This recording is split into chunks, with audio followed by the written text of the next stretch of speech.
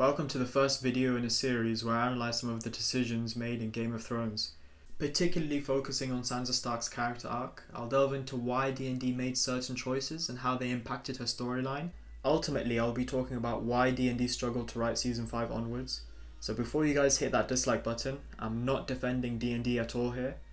I'm only going to try to explain to you guys why they chose a lot of their decisions and their impact on the overall story. Simply dismissing them as shit writers doesn't provide a proper understanding of the situation. One of the biggest decisions D&D made that I hear get talked about a lot by the community was Littlefinger deciding to give Sansa up to the Boltons. I'm going to try to explain why I think D&D decided to do that and also show how it affected her story as a whole. Where are you from anyway? The north or the south? I come from a very small village in a... I just realised I don't care.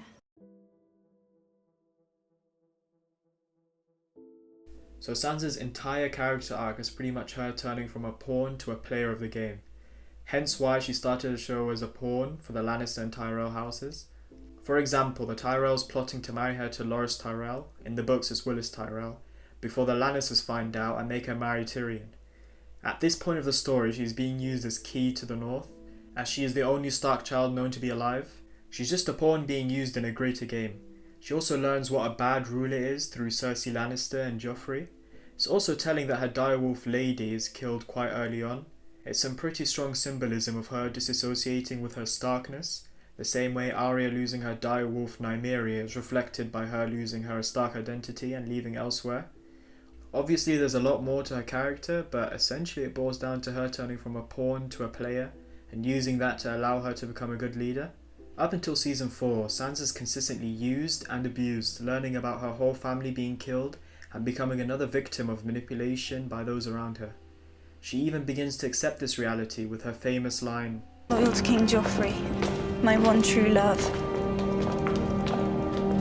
She's accepting her place as a means to an end for other people's greater goals. Bear me, you can't tell me Lord Eddard Stark of Winterfell never killed a man. It was his duty. He never liked it. Is that what he told you? He lied. Killing's the sweetest thing there is. Why are you always so hateful?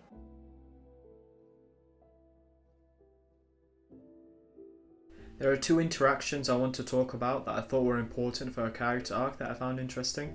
The first was her interaction with Jeoffery and the Hound, changing her perception of the world she once idealised.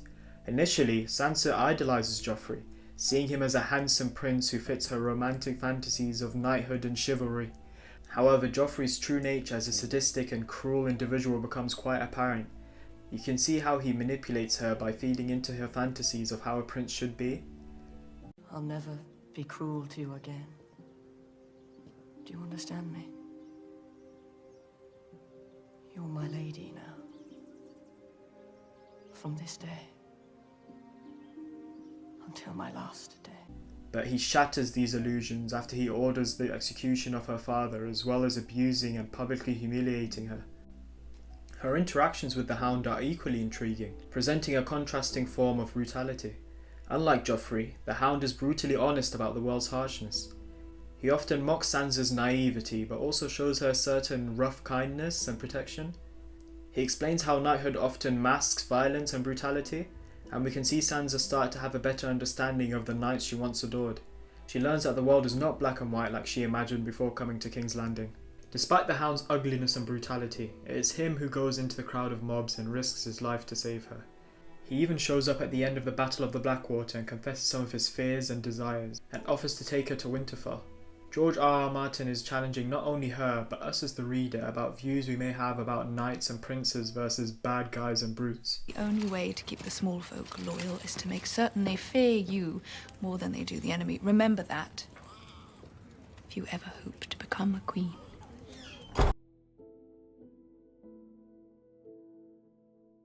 She also learns a lot about the world she's in through her interactions with Cersei during the Battle of the Blackwater. I know I already said Cersei was teaching her how to not rule, but she does offer some important advice about being a woman in a medieval fantasy world. Cersei has quite a harsh view about the world. She shares her cynical views on power and survival as a woman. Tears aren't a woman's only weapon. the best ones between your legs. She embodies a more traditional view of using femininity as a weapon, relying on manipulation and her beauty. She advises her on the limitations and dangers of being a woman in their society, which contrasts with Sansa's initial idealistic views. However, Cersei's behaviour is unsettling to Sansa. Cersei weaponizes her femininity and abuses her power as ruler. We can see this clearer with how they treat the women and children in the Red Keep. I'd rather face 1,000 swords than be shut up inside with this flock of frightened hens. They are your guests under your protection. You asked them here. It was expected of me. These hens will return to their cocks and crow of how my courage inspired them, lifted their spirits. Cersei's mocking of the woman in the Red Keep emphasises her projection of her own fears and insecurities onto others, and self-centred worldview, while Sansa's compassion and assistance to them highlights her empathy and leadership qualities. She actively seeks to comfort and reassure them, offering words of encouragement and providing emotional support while they are distressed. Don't be afraid. The Queen has raised the drawbridge. This is the safest place we can be. Joffrey's not hurt. He's fighting bravely. His knights have rallied behind him. They will save the city. Should we sing a hymn? So you can see a better image of Sansa's character growth in seasons 1 to 4. She's starting to learn a lot from the people around her, but she's still a pawn in the grand scheme of things. That is, until she meets Littlefinger in season 4. A man with no motive is a man no one suspects. Always keep your foes confused. If they don't know who you are or what you want, they can't know what you plan to do next.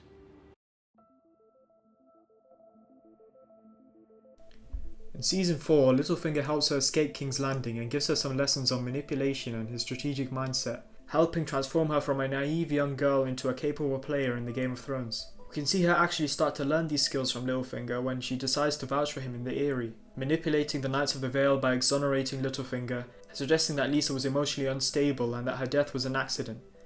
In the books it's quite similar, but instead she tells the Vale Lords that Marillion, I think that's how you pronounce it, who was a singer at the scene of the crime, forced himself upon Lisa, leading to a struggle during which Lisa fell through the moon door to her death. In both situations, we can see her slowly start to learn how to manipulate others around her to get what she wants.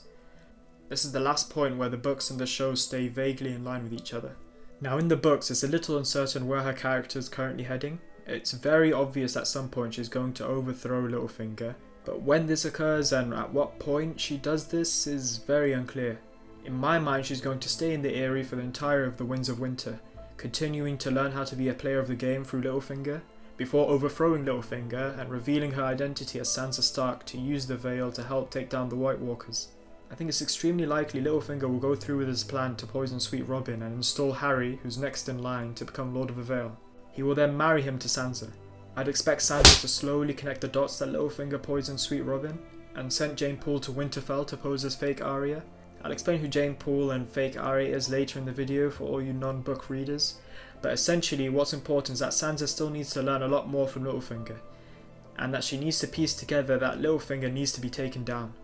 After the Winds of Winter, so in A Dream of Spring, she will help the North defeat the White Walkers and assume herself Lady of the Vale, forever removing her identity as a Stark. Note all the bird imagery used to describe her, like Little Dove from Cersei and Little Bird from the Hound. Also, what is Jon Arryn's sigil? Lady Diane could be symbolising her losing her identity with her pack. Also note, George R. R. Martin was unhappy with the fact that D&D decided to bring her north, so perhaps it's because that's not where her story is supposed to end? The other idea is that the show got it right and that she was supposed to leave the Eyrie at some point and reclaim her title as Lady of Winterfell or Queen in the North. There's some foreshadowing with her rebuilding Winterfell in the snow, but only after defeating Littlefinger will she use the Knights of the Vale to help her reclaim it. Fight every battle, everywhere, always, in your mind. Everyone is your enemy. Everyone is your friend. Every possible series of events is happening all at once. Live that way, and nothing will surprise you. Everything that happens will be something that you've seen before.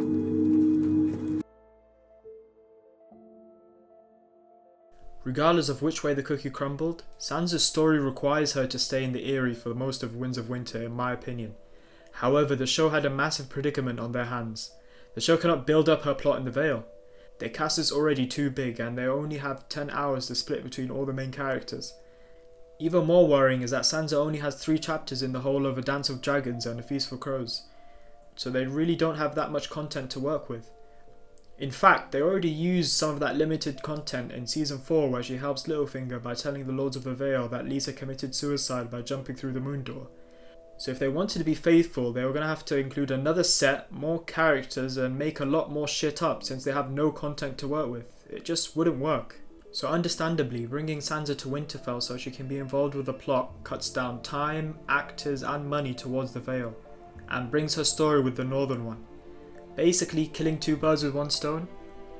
In the books, Jeyne Poole, who was Sansa's friend from Winterfell, is captured by Littlefinger and given to the Boltons under a false identity of Arya Stark.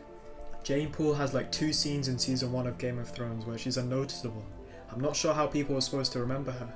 Obviously her purpose was to be a fake Arya, but I don't know if I really like the idea.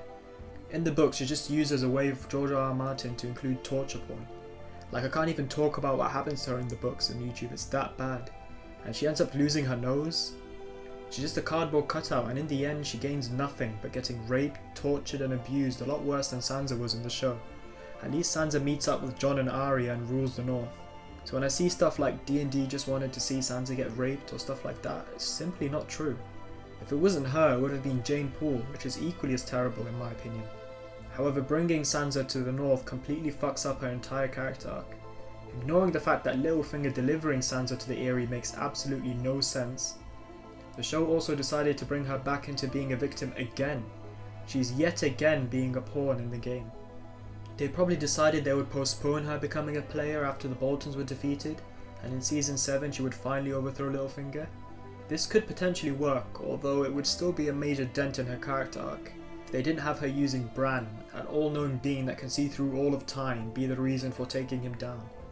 In the world, I can only imagine. Chaos is a ladder.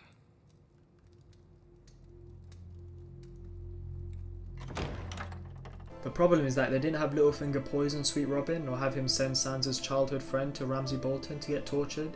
So they had Littlefinger trying to put Sansa against Arya and then really dumbed him down, and then used that as the main reason for Sansa to take down Littlefinger. Remember how I said Sansa's character arc was about her being a pawn to a player and then becoming Lady of Winterfell? Well, here she's just gone from a pawn to a ruler straight away. She uses her position as Lady of Winterfell to take down Littlefinger, and uses Bran to accuse him of betraying Ned and whatever. She isn't really connecting the dots by herself, and she isn't really becoming a player like Littlefinger, so there's no real manipulation or deceiving or anything by her. To be fair to the show, it's really difficult to show this, as it's quite difficult to play this out on a TV show, whereas in a book you can add a lot more internal dialogue so it's easier to understand what she's thinking. You can tell that you need to be a really strong writer to convey this effectively on screen, and D&D have already shown their incompetence. So overall they had to make shit up as they had no content to use and had constraints in being a TV show. In my opinion, George R.R. Martin is more to blame than D&D. They wanted to adapt the books, not make stuff up. George would have given them a vague outline on where each character will end up by the end of the series, but even he doesn't know how they'll get there. Never in their wildest dreams did D&D expect only 1 book after A Feast for Crows to be released in 14 years. Remember, they only started making the show 2 years after A Feast for Crows was released. It would have been an impossible task, no matter who the writers were, to perfect Sansa's character arc with so little information or material to adapt. Alright guys, there's a lot more content coming your way, so please do subscribe and hit the bell so you don't miss another upload. Also, if you enjoyed it, give it a like, it means a lot to me. Leave a comment as well, how do you guys think Sansa's character arc will end in The Winds of Winter and A Dream of Spring? And who's more to blame for Sansa's poor character arc ending, George R.R. Martin or D&D? Anyway, I'll see you guys in the next video.